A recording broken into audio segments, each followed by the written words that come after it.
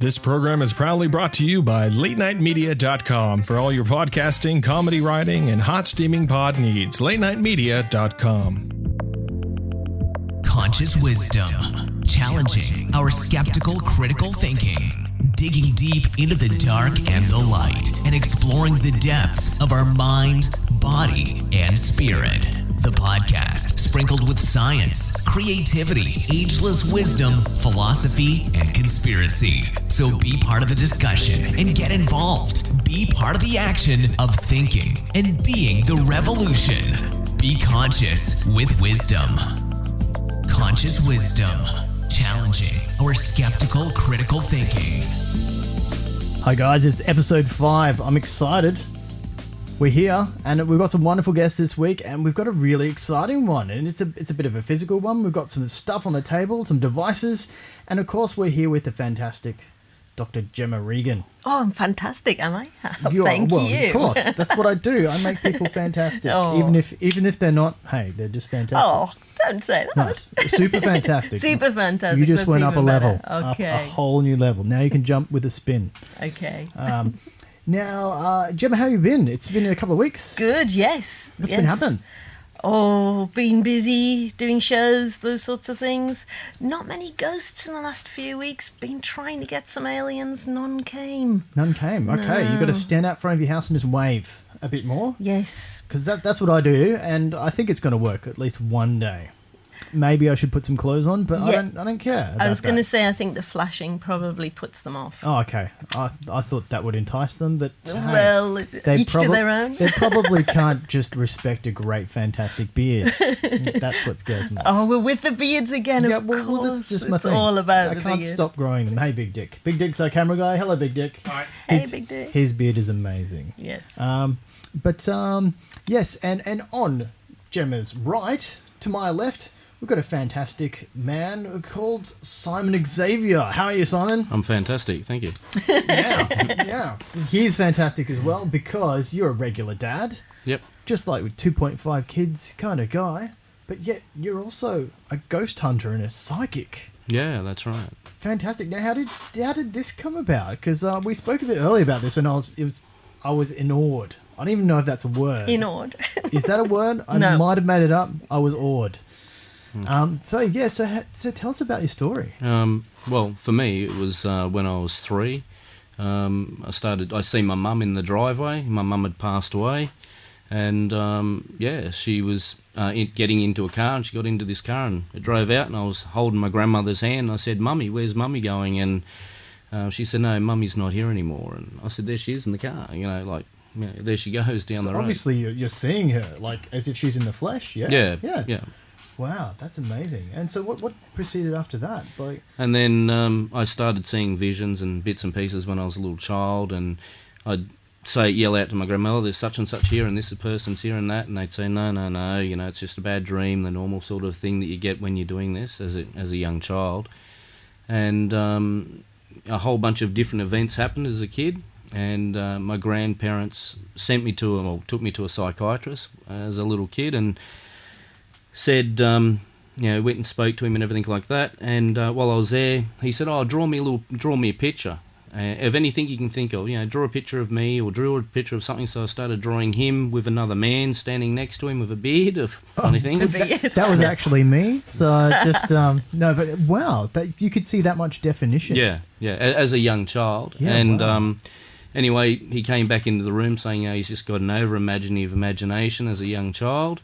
Because I kept waking up freaking out that I'd seen this person, and my grandparent would open up the local paper, and there'd be that person that had died, or an air crash that had happened overseas. And anyway, when he came back into the room, I said, I got that picture, and he grabbed the picture off me, and he freaked out and went out the room. And my grandmother said, we'll go and everything like that. And she went out to talk to him, and then she came back in, we went home, and I kept asking, what about my picture? What do you think of my picture? And then a few weeks later, she asked me, where did I see this man and everything like that, and had spoken more with him and found out that his dad had passed away 2 weeks prior, and that was his dad standing next to him. Wow. And Okay, wow.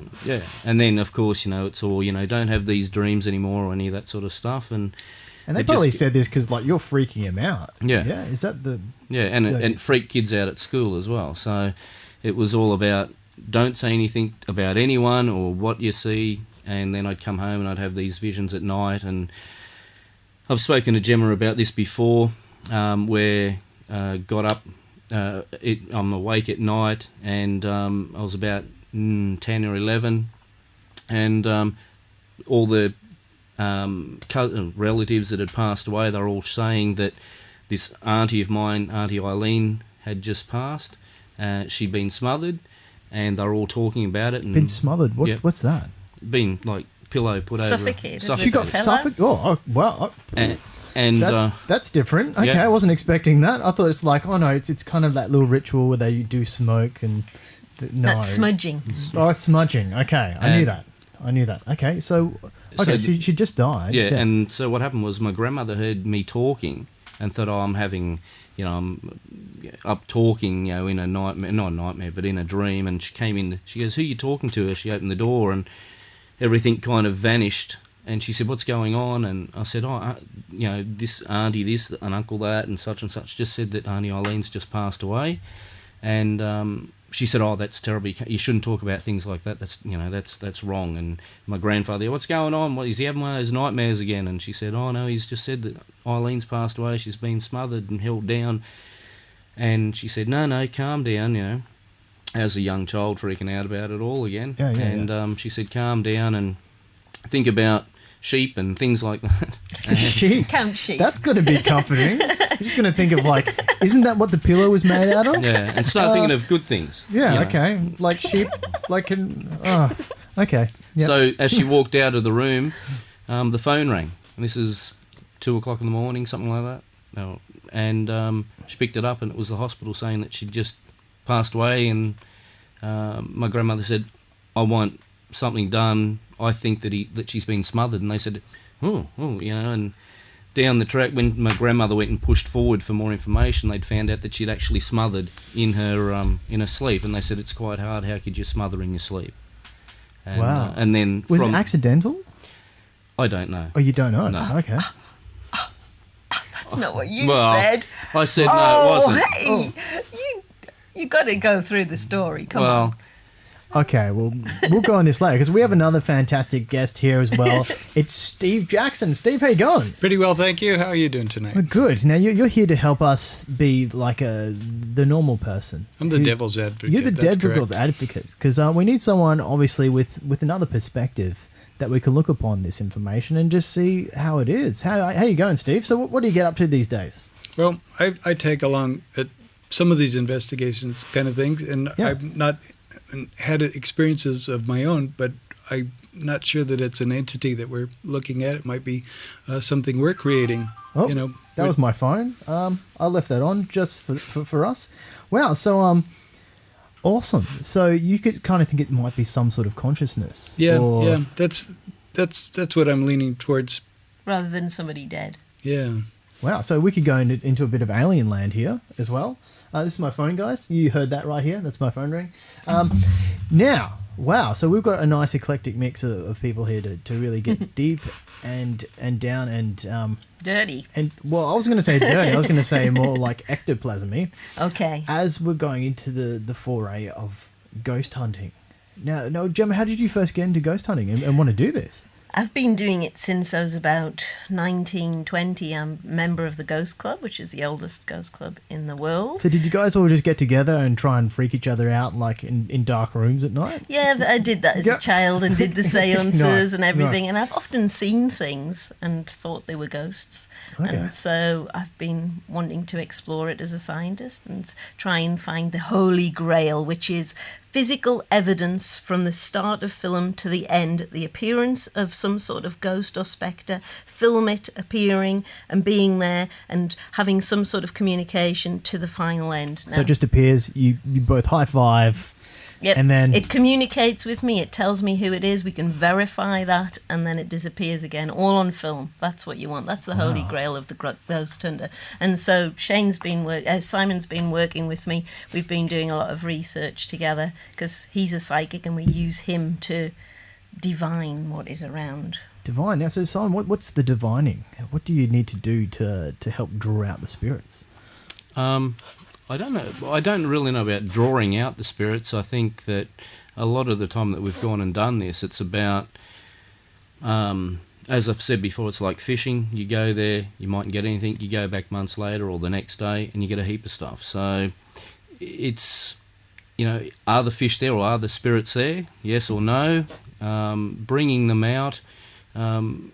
Everyone has their own interpretation of bringing them out. So, to me, it's a tricky question to say, how are you bringing them out? Well, we do try and communicate with them and go in that on about that in detail using equipment and also through the process of seance, because communication is usually the key to having some interaction with intelligent ghosts. Okay. So I've seen a lot of people on television, because there is a lot of TV shows going this day where people do a lot of stuff. Don't get me started. Okay, well, it's gone a bit commercialised, a bit too much for Gemma.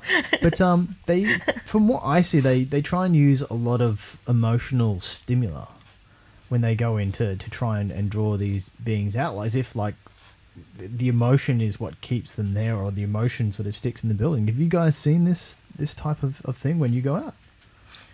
Yeah, I mean, often because we do private investigations as well at houses, so often it's a family and in an interview situation, we find out first if anybody's lost anyone close to them or what emotions. There may be teenagers around and their emotions can cause the presence of some sort of poltergeist activity, or possibly, there's all sorts of things happening. As well as there also is the scientific side of things with it as well. So you get a lot of electromagnetic interferences, a lot of power in a certain area where, an example is we went to one location where this boy would, as soon as he stood in the kitchen, as he walked through the kitchen, he'd stop and he'd start seeing someone sitting at the dining table. And where he was standing was a huge amount of electrical wiring. They had fridges and 2 microwaves and all this stuff. And every time this kid would get to this one location, he'd start seeing these visions of someone standing in the thing, in the dining room. So that's one of the first things that we do when we go to a place, is we look for electromagnetic frequency resonance. So you use one of these, which is a standard field tester. Look at that, so everyone can see that at home. We've got an EMF scanner sensor. So it's standard. It's on, and I got 666. So what does that mean?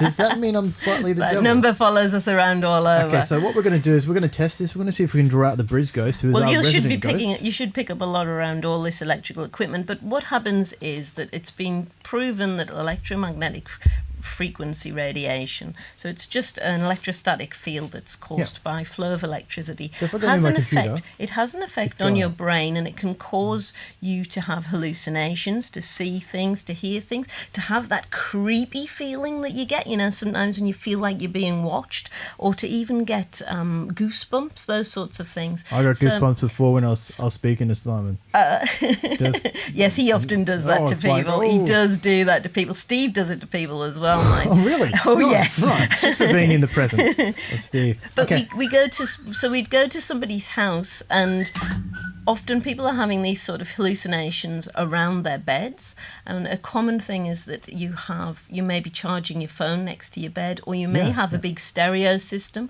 Alarm clocks are notorious for causing high levels of electromagnetic radiation, and that alone, just sleeping with one of those alarm clocks next to your bed, just a little alarm clock, will give you these hallucinations. Really? Like visions, the black shadows, the feeling of a presence on you, all those sorts of things, the succubi, all sorts of things. I guess this says a lot about electromagnetic radiation. It really affects people. Yeah, it affects your brain frequency, and how you set doing your to sensations. my brain? That is the question. Well, that's why you want to keep it away. Yeah. You don't want to hold it against your ear or anything. Wow. Because then you might see dead people. I'm gonna see Bruce Willis. That's who I'm gonna see. Because Simon is the sixth sense. I know. I was going to ask you if you've spoken to Bruce Willis recently. No. Is there any more prospects of any good movies from Bruce? That's the question. Nice. Now.